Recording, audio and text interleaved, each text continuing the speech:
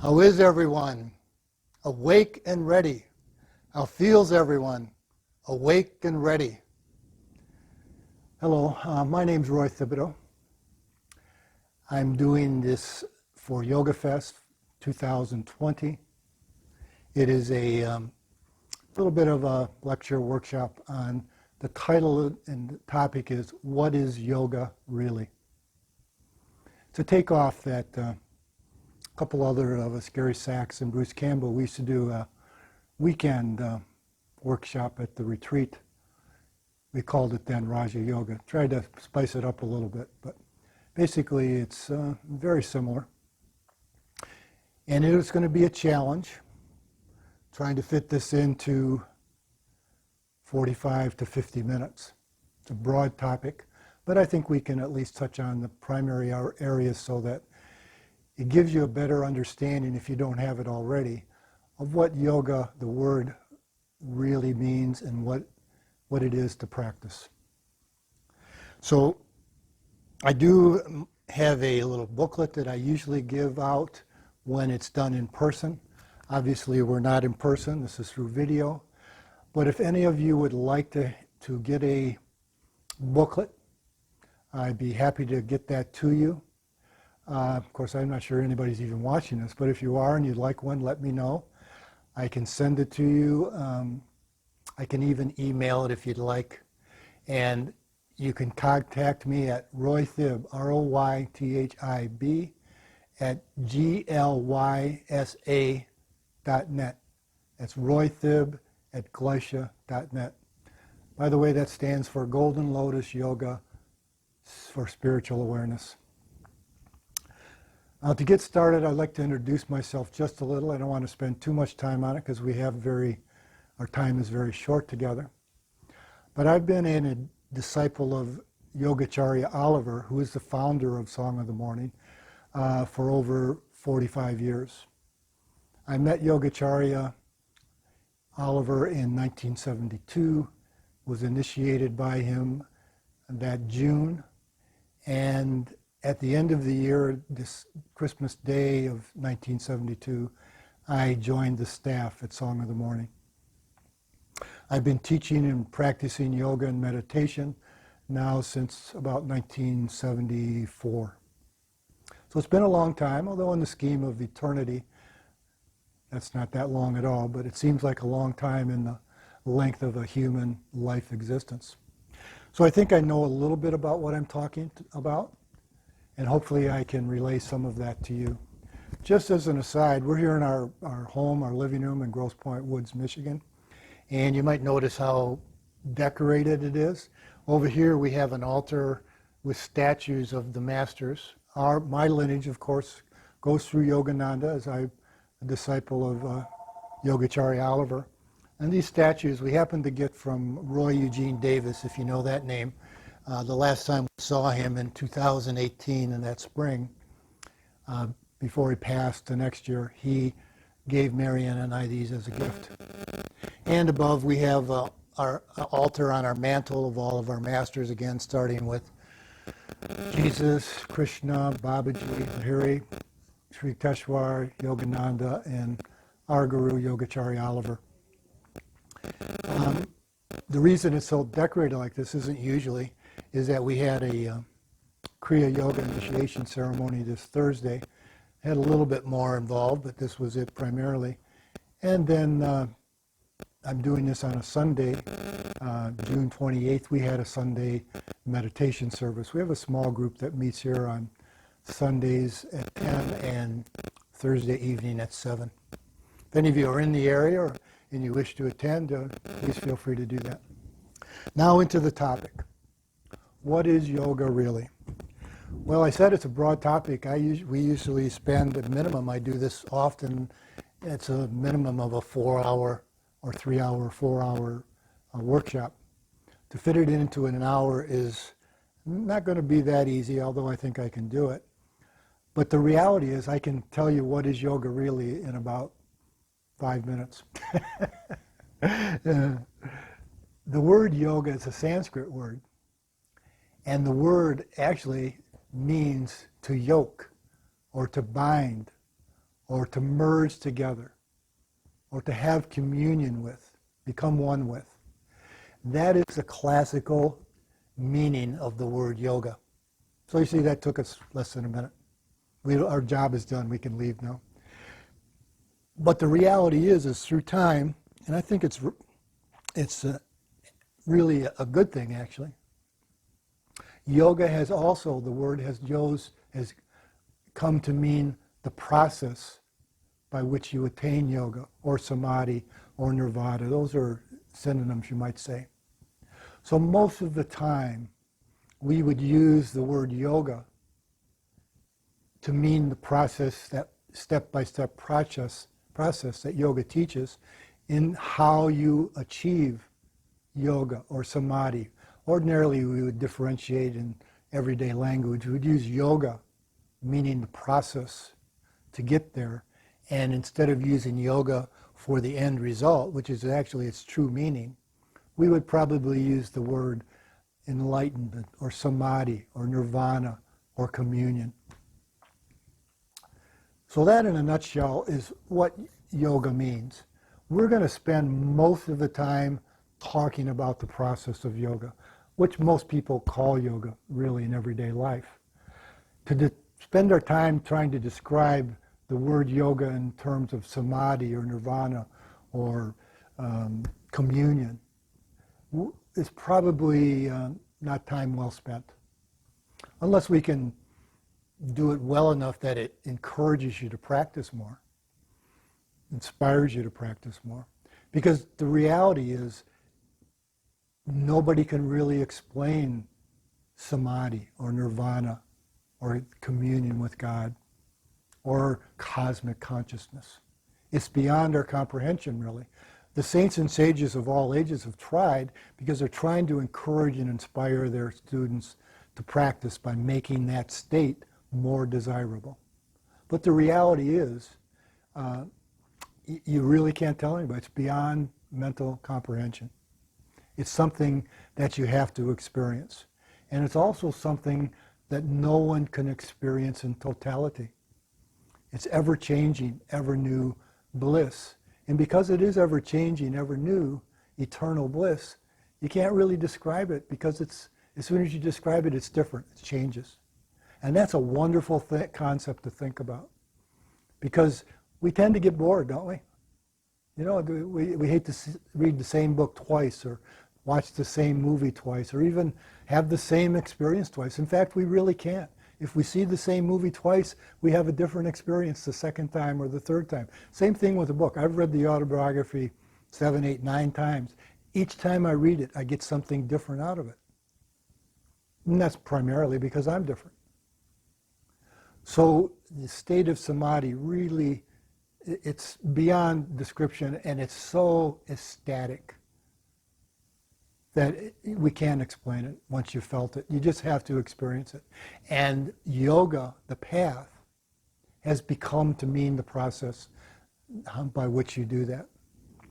Now, I would say, there are many religions, and yoga is not a religion. Yogis would say that yoga is what upholds the religions, that is beyond and beneath them, of which religions stem. And religions are, what would you say? They're cultural things. They vary, depend on the culture, the times that they were established, the climates where the people lived in. All of those things influence what a religion is. But yoga is beyond that. Yoga is the unadulterated truth. And so we say that if you were to take all of the major religions, and there's 5 major religions, there's Hinduism, Buddhism, Judaism, Christianity, Islam. Everything else is an offshoot of that. You could maybe call it Zoroastrianism, but that's not really practiced by many people today in the world. But those are the 5 main religions.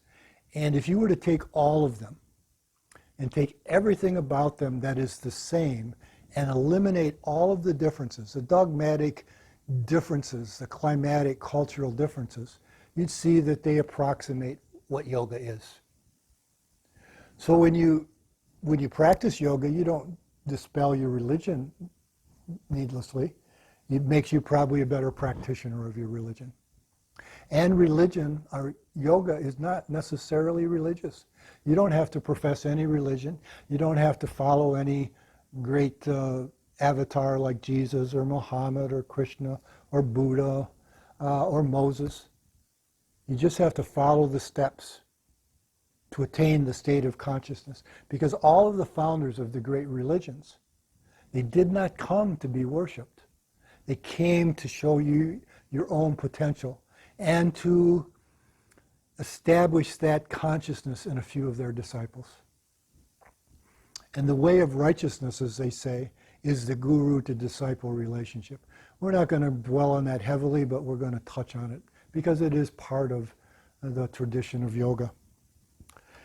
In this little booklet that I've made, it's just really an outline, and I'll look at it from time to time because it keeps me on track, because as anyone who's been to any of my workshops or any of our Sunday services, I can talk about this forever and I can get off on tangents, and I want to keep this fairly focused.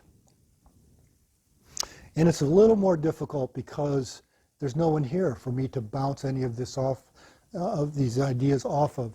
And what I like about doing it in person is people, I encourage them to interject and ask questions, because it then allows me to focus the dialogue more in the direction that those present want to take it in. And it also excites me a little bit that I might be able to move someone to practice their spiritual practices, what we call sadhana, a little bit more.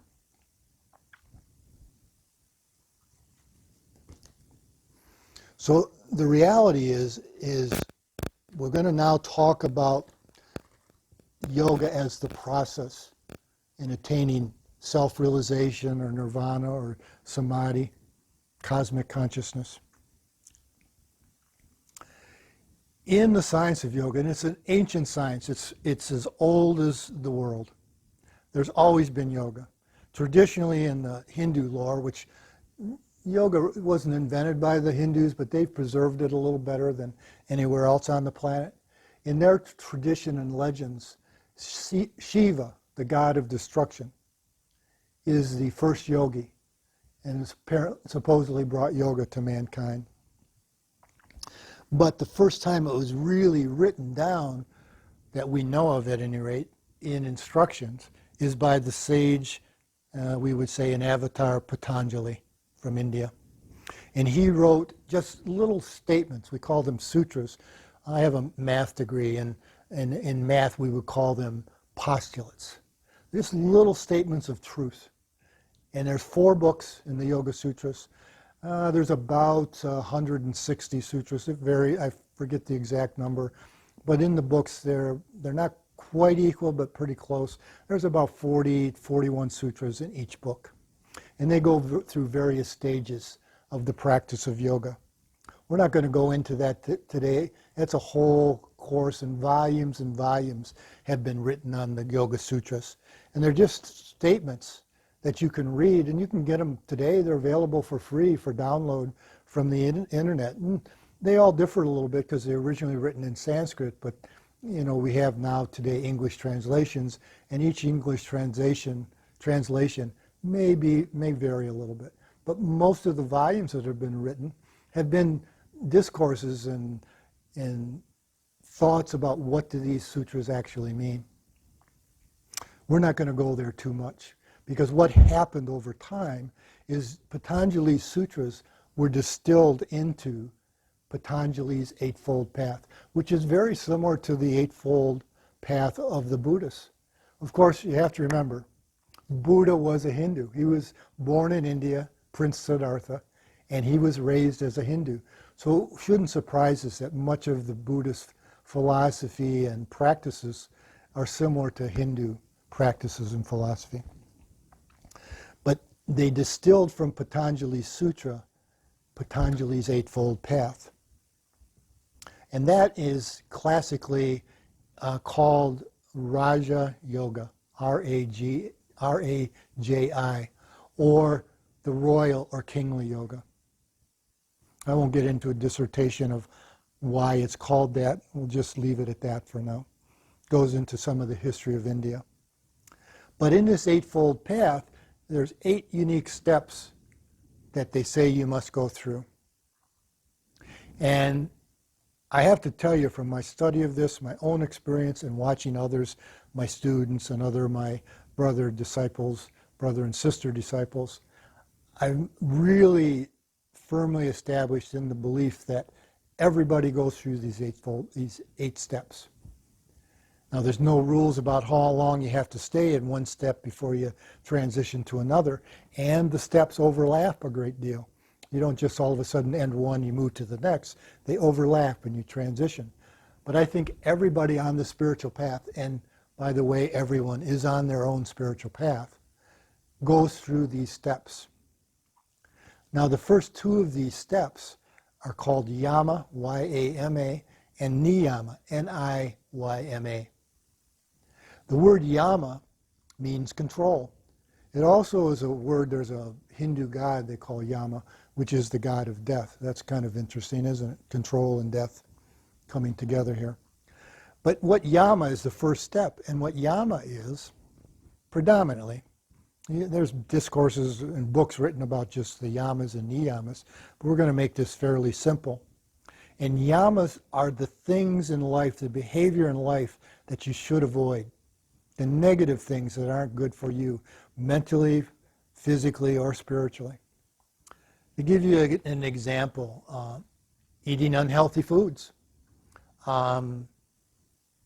violence, killing, thievery, lying, cheating, disrespecting others, particularly your parents, family, but everyone.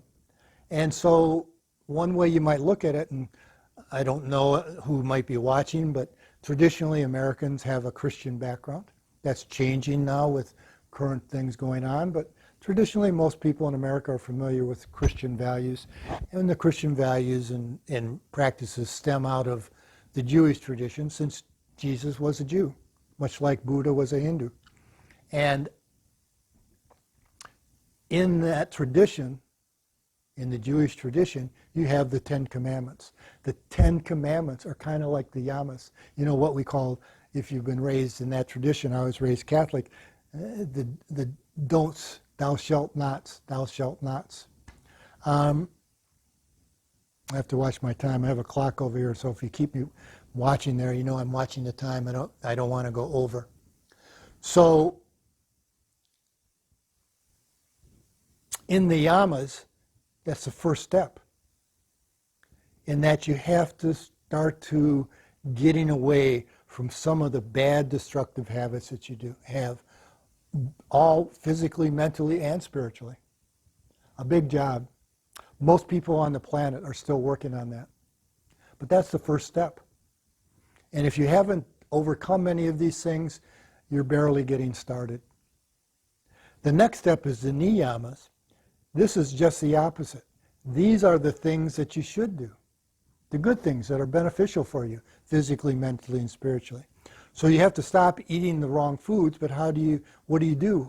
You have to eat, right? Most of us aren't to the point where we don't need food. We don't live on prana. Well, we do, but we do it through food.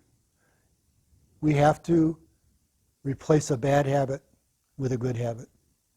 So instead of eating poor foods, you eat good foods. Instead of lying to people, you tell the truth. Instead of disrespecting individuals, your family, your parents, you respect them, give them their due. You don't steal. In fact, you do the opposite. You're generous. You obviously don't kill. In fact, you may go do just the opposite. You don't kill people. You actually help them. If they're injured, you help to heal them. You provide support. So all of these things go together. And it even gets into the thought process, because thoughts eventually become deeds. So the first 2 steps, I like to combine them, because the reality is that, as we've learned through our process, and I teach this way, is you just can't stop doing bad things.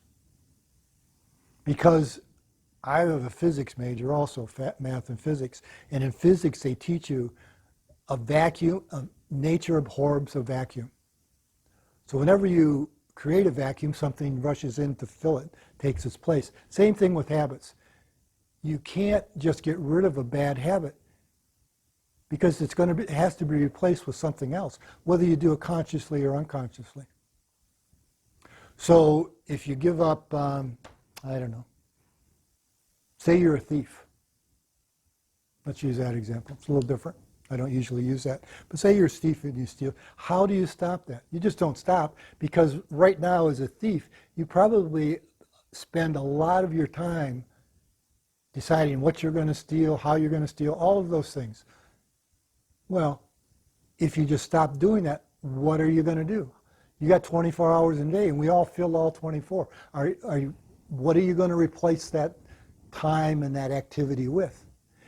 And if you don't consciously decide what you're going to replace it with, the chances are great that when you decide I'm going to stop this, it's going to get filled in by another habit, which may be as bad or worse. Let's take another example. Let's take alcoholism or drug abuse. Common in our society today, isn't it? And people are smoking. Similar vein. People, how hard, I've never smoked, so how hard must it be to stop smoking? I've been told for many people, it's nearly impossible. Well, let's say you try. And we all know people, especially if you're my age group, it's not as common to find young people smoking today, although it's still not that uncommon.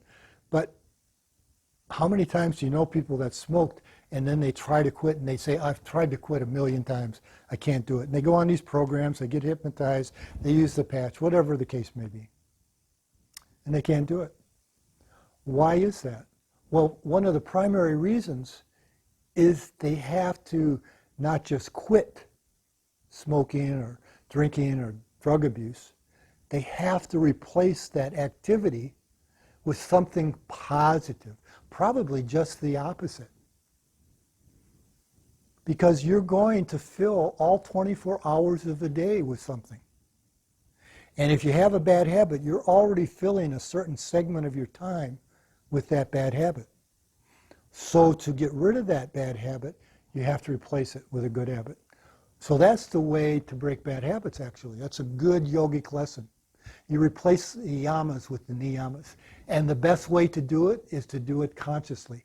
And the very best way to do it is to do it consciously in this way. Yogananda said often, and I just can't tell you how true this is, for everyone, environment is stronger than willpower. Let me repeat that. Environment is stronger than willpower. So the position you find yourself in often dictates your actions and your ideas and your thoughts and your patterns. So let's use alcoholism and drugs again. It's an easy one to pick on, but it applies to any bad habit. You want to replace it with a good habit. Well, that's not an easy proposition for people with bad habits. It's a tough thing, actually. For most people, it takes many, many lives. But when you start to see these things consciously, you want to do it quicker, more effectively and efficient. How do you do it?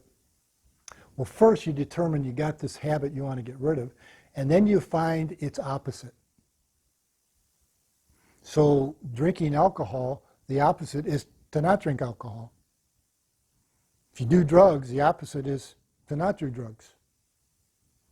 And let's say you overeat, you're overweight, obese. The opposite is to not eat so much. How do you do that? Those are tough habits. I'm not going to tell you it's not as an easy thing. So how do you do it the fastest? Well, first is you decide you want to do it. Because unless you do that, you're not going to, believe me, unless it's just a happenstance. And those things do happen, of course. But don't you want to take control of your life? Don't you want to be the one to decide how you live? So the fastest way is to find people that do the things that you want to be like. So if you have an alcohol problem, let's say that again, or drug problems, the absolute worst thing you can do is to continue to associate with people that have those same problems. Because if you do, you're never going to get rid of it. I can guarantee you, it's not going to happen. Almost a physical impossibility and mental impossibility. So if you don't want to have those habits, you begin to change the people you associate with. that means you begin to change your environment. Remember, environment is stronger than willpower, but we do have willpower, so we have the ability to begin to change our environment. And so we change those that we associate with. So when I got on the yogic path, when I read the autobiography, I started taking the lessons. I met Yogacharya shortly after, was initiated. What did I do? I went and moved and lived with him, became a staff member, was with him virtually every day. And all of my friends became yogis. All of my friends today, I have some non-yogic friends, but almost all of my friends, my serious friends, are yogis. So I eliminated that problem of being tempted by some of these outer factors that most people are tempted with. So that's how you change yourself the fastest. First thing is to recognize you want to change for your own benefit, and then find a group that already is the way that you want to be. This works for everything. In business, in psychology, they use these things and it becomes a little bit of behavioral psychology. You surround yourself with the people you want to be like. If you want to be wealthy, want to have a lot of money, wealth is more than money, of course, but let's use that terminology right now. If you want to be rich, money-wise, you start to hang out with people that are rich. Find the richest people that you know and start to hang out with them. And they will probably start connecting you with other wealthy people, maybe wealthier than they are. And that will put you in that environment where it automatically begins to come to you. Now, I'm not recommending that because there's a lot more to life than money, although money makes life more comfortable. But what do we really want? We want what yoga is trying to teach us. We want that state of constant, eternal, ever-new bliss and ecstasy. That's what everybody's really searching for. I won't get into that too much yet because that's a whole dissertation on its own. In fact, Yogananda was one of his first books. It might be his first American English book, was called The Science of Religion. And he really gets into all of that notion and why that we want, should practice yoga. What's the motivation? Now, if you haven't begun to get rid of some bad habits and start to get good habits in your life, you're probably not going to go to the next step in yoga, which is called asana. Asana is where Hatha Yoga begins to come in, Hatha, the physical practice, the yoga postures that everybody's familiar with. In fact, I would say almost everyone in America has heard the word yoga today. And if I were to ask them what it was, like when I said, what is yoga really? I would say 95% of Americans would describe Hatha Yoga, what we call Hatha Yoga. And in the system of Raja Yoga, Hatha Yoga is one style, one path of yoga.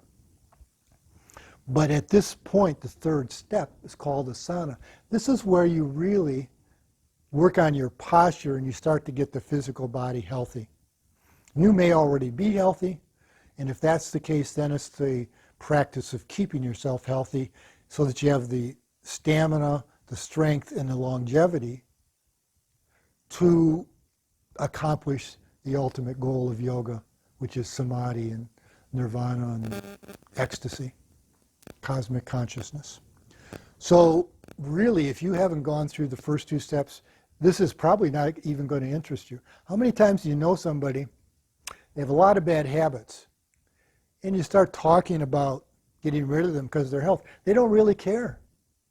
They don't care about their health. If they cared about their health, they would get rid of these bad habits. So you see my point. Most people who haven't, they don't have to be perfect in these areas, but haven't at least accomplished a great deal in the yamas and niyamas, working through them, they're probably not even interested in the next step of asana. But then you probably know those. In fact, many of you probably have gotten into Hatha Yoga in a great way. That's wonderful. I did too when I was a young man. Yogacharya was a great Hatha yogi. He met a yogi named Rishi Grewal before he met Yogananda, who taught Mr. Black, Yogacharya, Hatha Yoga. And then in the 60s, Yogacharya founded the the Golden Lotus Yoga Teachers Association, which back in, that was 1966. Originally we were called the Self-Realization Fellowship Yoga Teachers.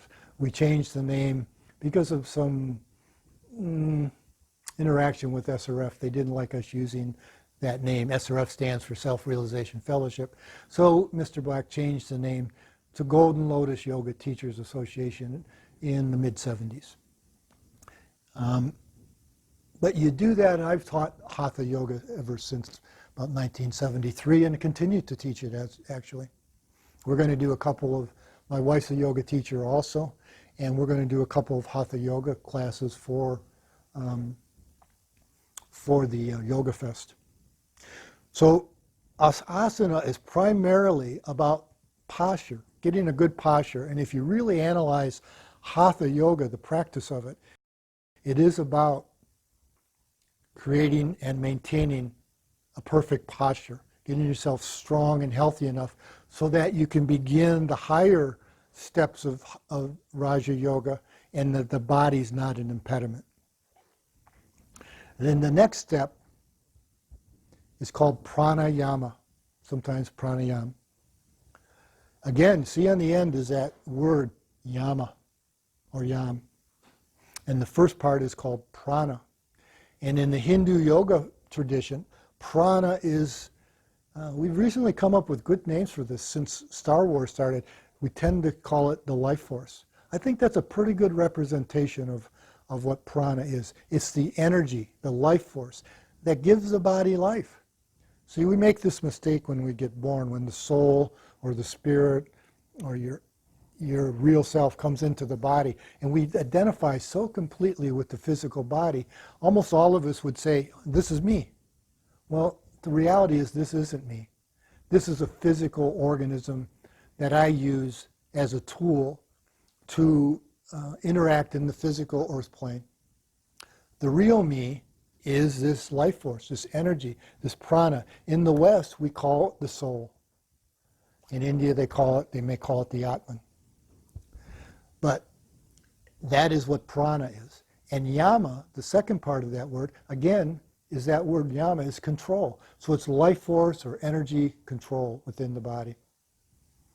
So in this phase on the Eightfold path of Raja Yoga, it's control of the life force, almost always in practice. You see it start with the practice of breathing.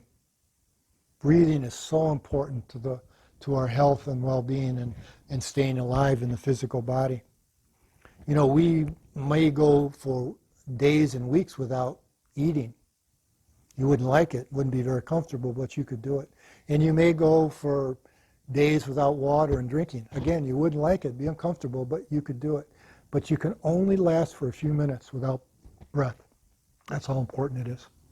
And in the practice of yoga, it becomes eminently important because it's often said that the breath is what attaches the soul to the body, the physical body.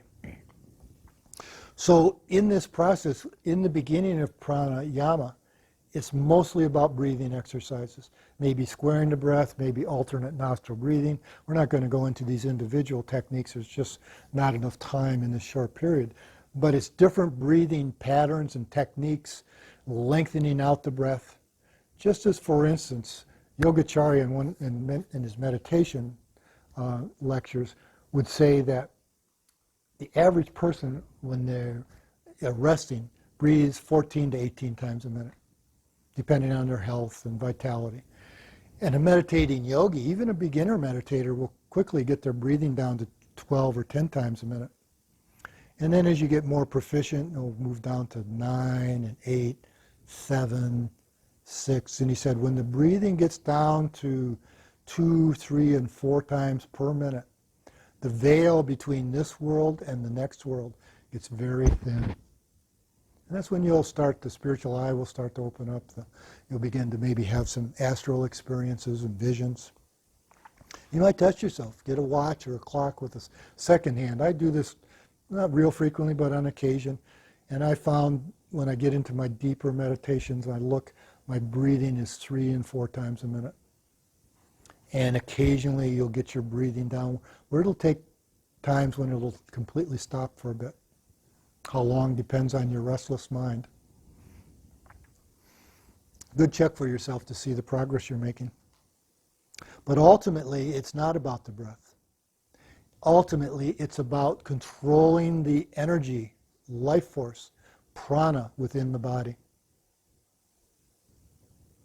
And I'm going to go on to the next step without going further into this, because the next step is called Prachahara, which means to withdraw the life force, the prana, from the senses, the five senses, because they keep our energy, our life force, flowing outward all the time through the five senses: touch, taste, smell, hearing, sight.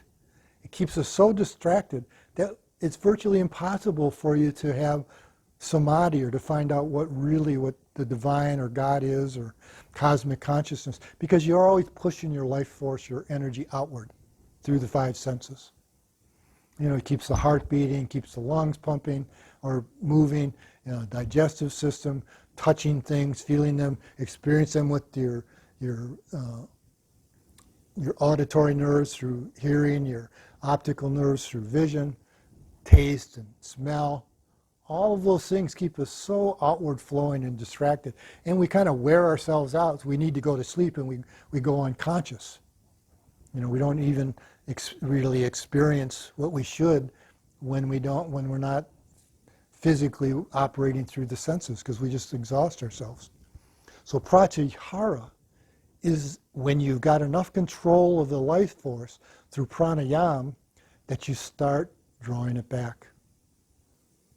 First, you draw it back through touch, mostly, through the nerves of the body, the nerve endings back into the nerves, from the tissues, the muscles, tendons, bones, ligaments, and then back through the nerves into the spine. So it gets centered in the trunk of the body, and then back into the spine. And then, if you do it right, and you focus here, which we'll talk about in a little bit, focus here in meditation or concentration, you start to begin to draw the energy up the spine.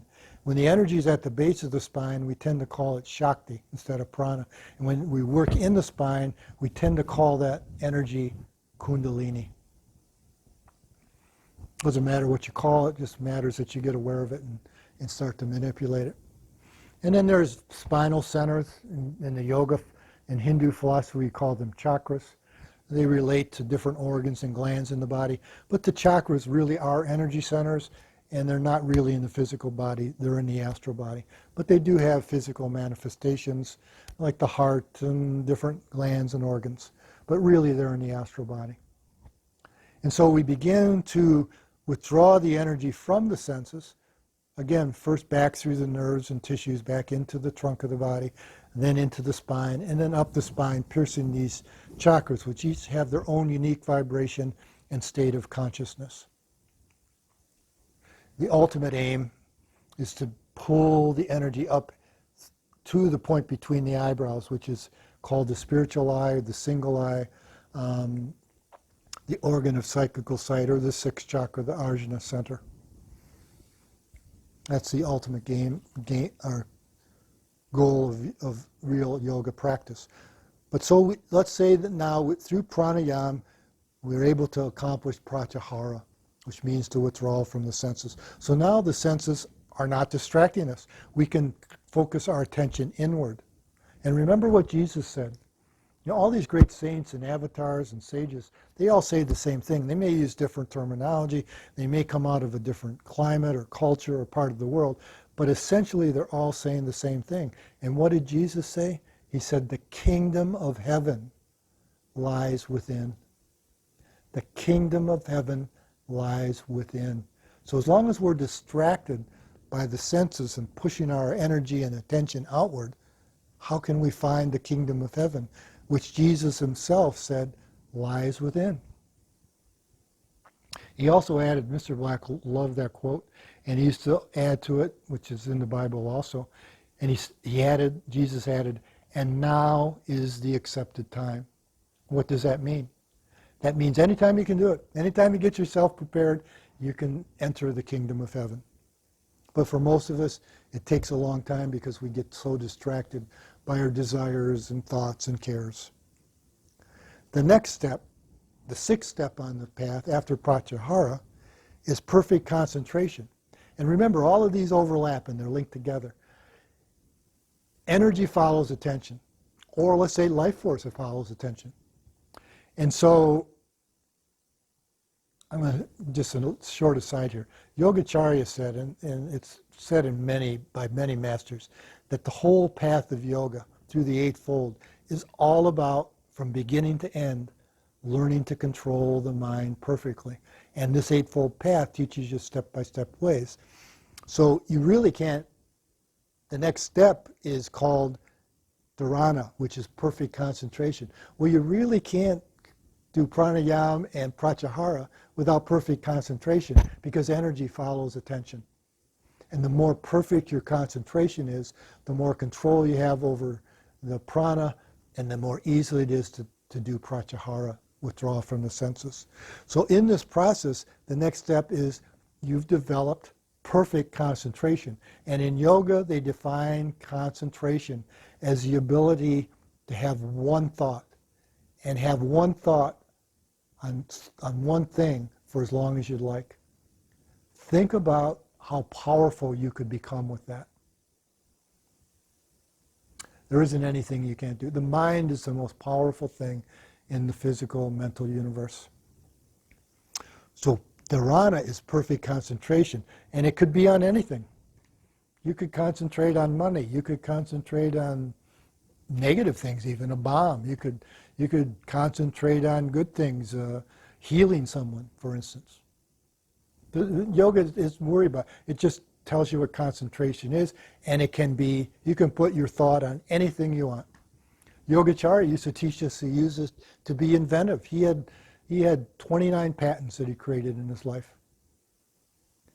And he did it mostly through concentration, causing the creative aspect to manifest in his mind.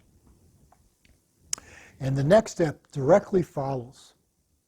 The next step is called dhyana, and the synonym for dhyana is meditation. And then what is meditation? Meditation is using concentration on God, or Brahma, or Yahweh, or what are the Muslims call God? Allah. Or you may not even want to give it a name like that, which you might seem as too personal. Maybe you just call it cosmic consciousness, or spirit, or the universal consciousness, or the infinite consciousness. Whatever name you give it, meditation is concentrating on that. And the way you define it and the way you think about it will probably evolve over time as you meditate better or meditate longer. Because remember, the way the yogis describe the state of being one with God is ever new, ever changing, eternal bliss. So you would expect it to evolve over time. So then the final state, the Eightfold Path, comes directly after meditation, and that is called samadhi, or nirvana, or communion. That's the more traditional Western word for it is communion, or becoming one with.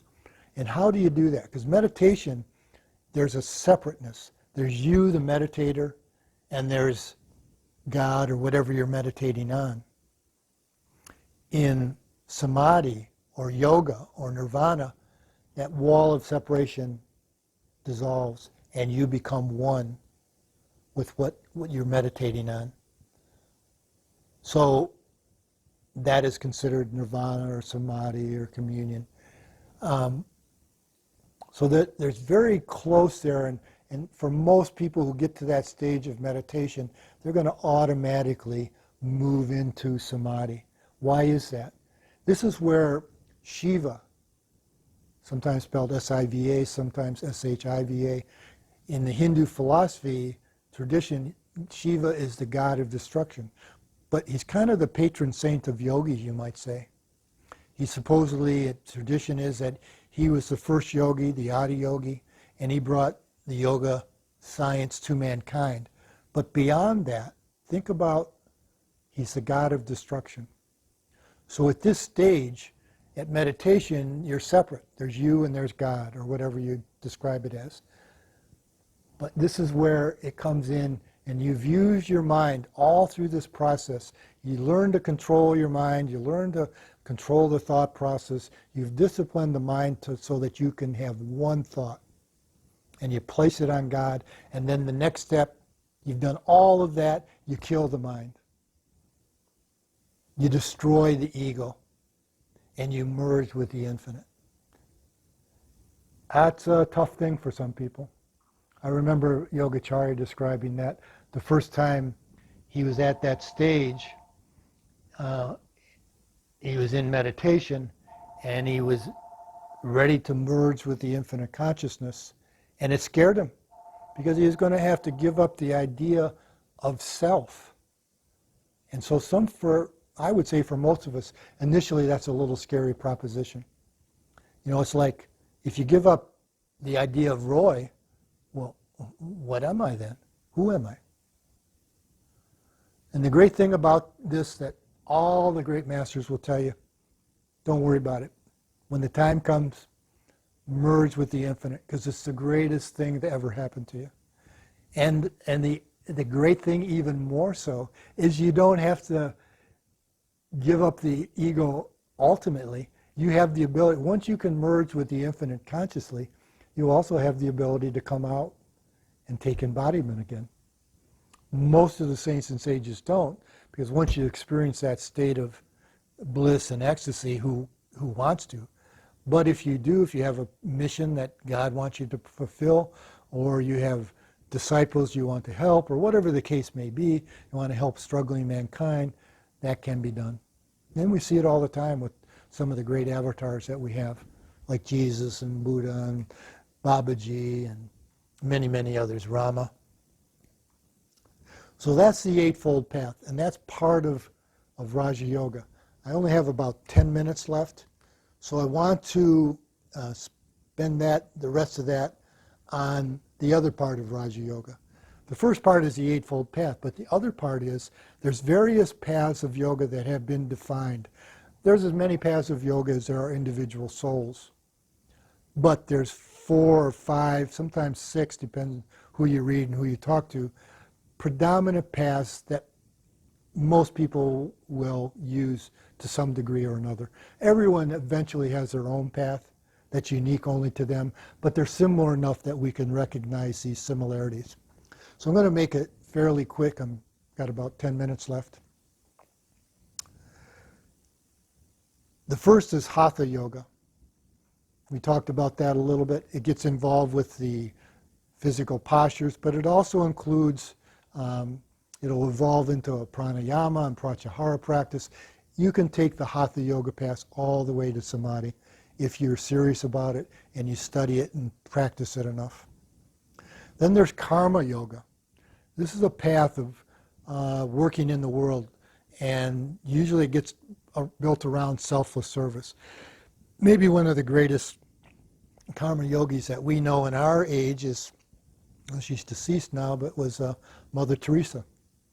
She attained her realization through selfless service, giving herself to mankind. Then there is Yana Yoga, Jnana. This is the path of wisdom and intellect and knowledge.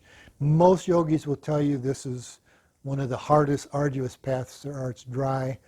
One of our lineage, Sri Yukteswar, is considered Yana Yogi.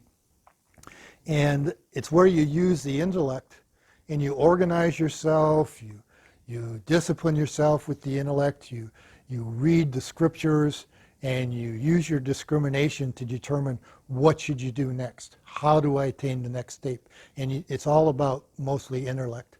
But in the end, in the last stage, you have to get past the intellect. Merge with the infinite. And it's a tough path for most people. Then there's Bhakti Yogi. In this age, most people would say that Bhakti Yogi, Bhakti, is maybe the easiest path. It's about love and devotion.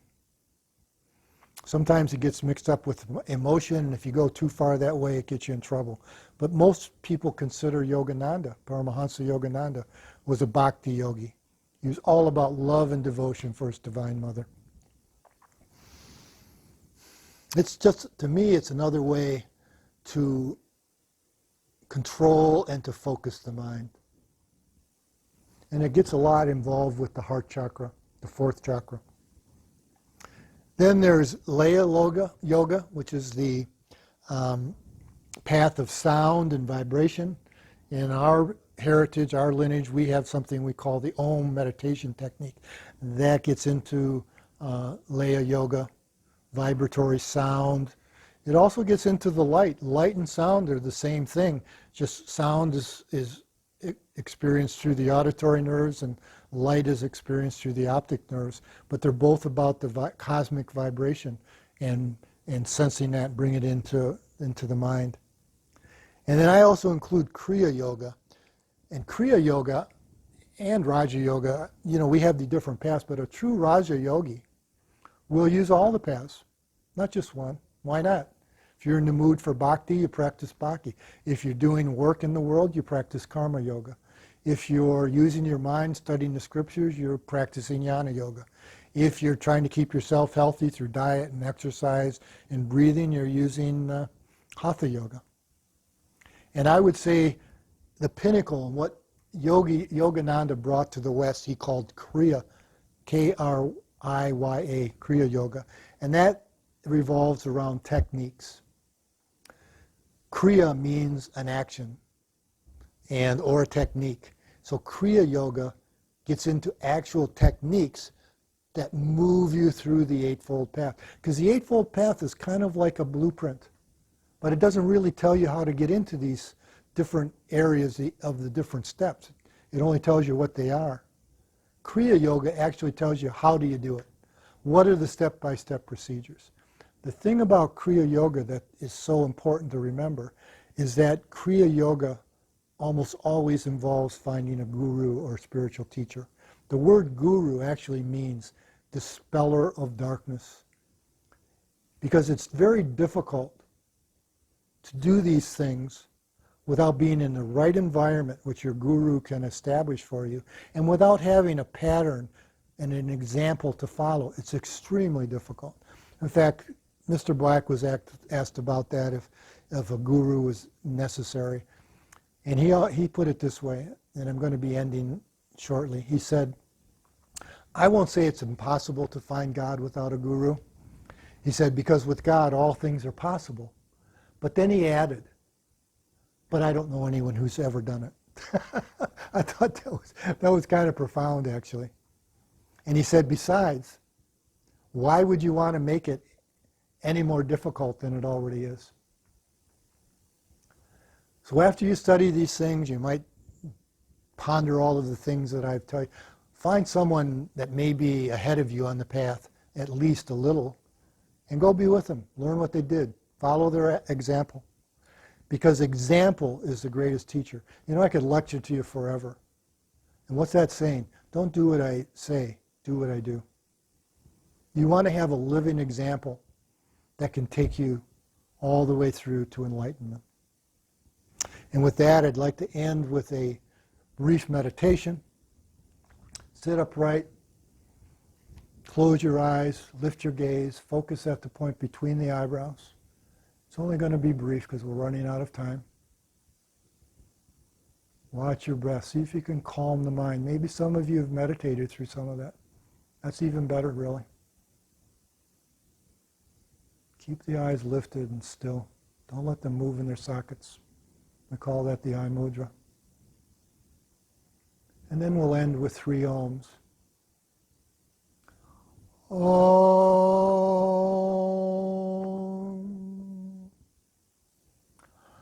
Om.